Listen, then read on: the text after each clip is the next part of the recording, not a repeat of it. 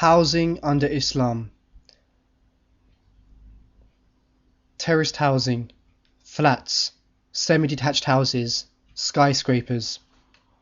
How would Britain's landscape change under Islam?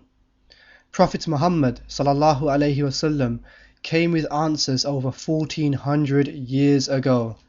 So come and explore how Islam provides solutions for housing. The first point to mention is the householder.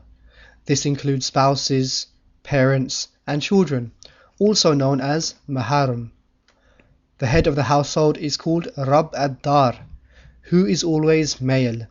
In the absence of a male mahram in the household, the Khalifa takes the position of the mahram. To be considered Rabb ad-Dar, you must fulfill three conditions: sanity, maturity, and capability. If there is no owner of the household, the Islamic State will put a seal on it, preventing anyone to enter. Hence, issues like squatters would be removed. The second point to mention is the amenities, known in Arabic as marafiq. People need amenities for living purposes, and there are two divisions. A. The type of rooms, for example kitchens and toilets, and B. The number of rooms. The state will need to know how many rooms there are so they can administer the correct amount of fuel like electricity and gas. The third point to mention is the architecture. The architecture has four components. 1. There will always be separate rooms for the maharim, i.e. spouses, parents and children, as the diagram illustrates. Secondly, there will be a separate section for guests, also known as the guest house, to accommodate for anyone who wishes to visit.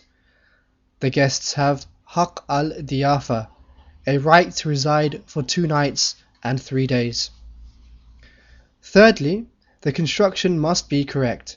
It must not impose upon the neighbours in any way. The Messenger Muhammad ﷺ said, "The house to which the sun enters, the sickness will never enter it." The direction is also a concern.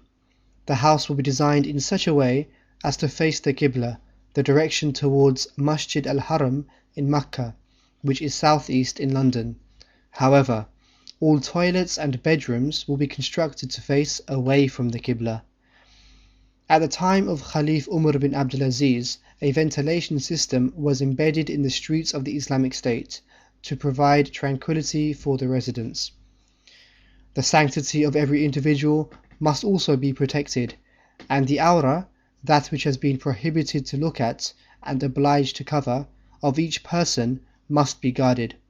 Hence, you will notice how all the windows will only be built on the side of the house facing the garden, so as to prevent onlookers from the street invading the privacy. The Messenger Muhammad ﷺ said, "Whoever takes a shower and the people can see will be cursed by Allah." So discover Islam. Discover how Islam would change the society in Britain. Definitely, if Islam was implemented in the UK on state level, you would see vast improvements in the society we live in, including housing.